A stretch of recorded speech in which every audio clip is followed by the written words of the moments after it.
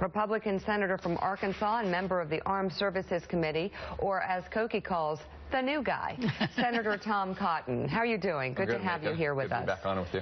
All right. Well, first of all, with that in mind, how do you think the president framed the foreign policy part of his speech last night? I think the president is living in a make-believe world when it comes to our national security. It's cute when you're dealing with children, but dangerous when you're dealing with the president. Why would you say that? Well, he said that, for instance, the Islamic State has been stopped in Iraq and we're winning against them. That's just simply not the case. We may have arrested their progress somewhat in Iraq, but you don't win wars on defense. You win them on offense. And you just cited Yemen, where there's been a potential coup overnight. The president's whereabouts there unknown.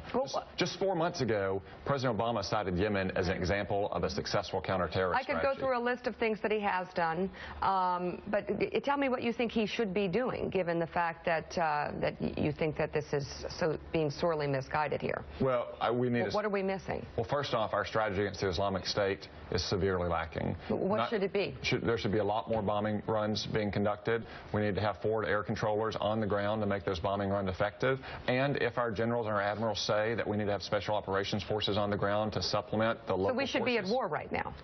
Well, the Islamic State has declared war on us. It's not a choice of whether there's a war existing. Forward aggressively. Yeah, the choice is whether we win or we lose the war. And right now we're losing the war because we're just on defense in Iraq. Is the Congress going to pass an authorization of force? This is a good example of how the president's strategy is woefully lacking. He called last night for an authorization for the use of force. He hasn't even sent the text of it to the Congress. George W. Bush did that in 2001. George H.W.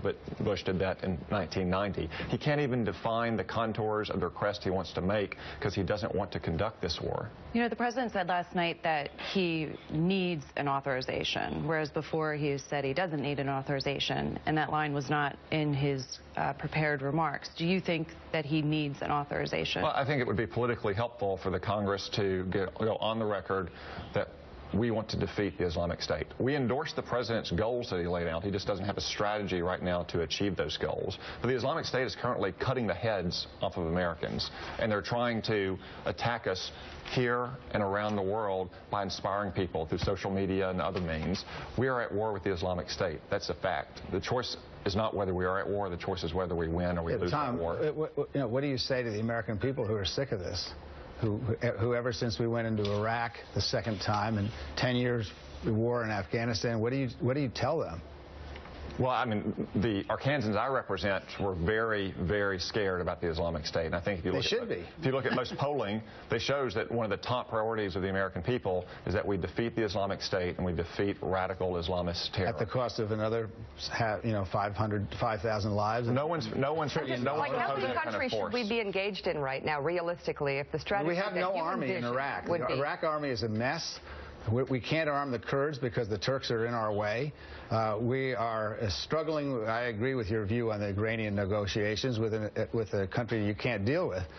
The president's got a pretty tough hand in the Middle East. He probably could use some help instead of some talking points. But the problem is that he's created the tough hand. He has not. George W. Bush created that. Without Bush's invasion of Iraq, there is no ISIS. There is no division of the country. And collapse of the Iraq army. Tom Cotton. We had won the war in Iraq in 2008 by the time Barack Obama took office, and the war in Iraq was even more won by 2011. Barack Obama's own deputy director of the CIA said that Al-Qaeda in Iraq, the precursor to ISIS, was defeated in 2011. Well, it's Barack Obama who created the conditions for the Islamic State to arise by withdrawing all of our troops from Iraq and refusing to take action in Syria. Under Bush's agreement, those troops were withdrawn under Bush's agreement. But one of the things we're seeing is that the more we bomb, the more high profile they become and the more recruits they get. That's, I think, the more interesting and that is a really, what do you do about that? Do you address that balance when you're thinking about that? Because that is difficult. We kill them there before they kill us here. It's very simple.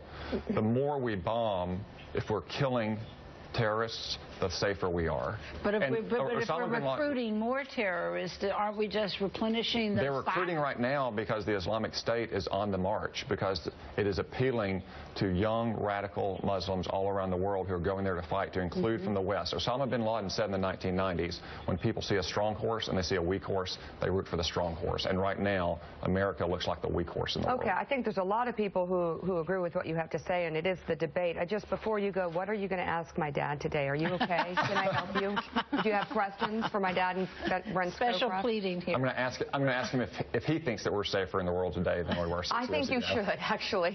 Get his opinion on this as well. Senator Tom Cotton, thank you so much. It is wonderful to have you in. Have a good day. Still ahead this morning, Governor Scott Walker.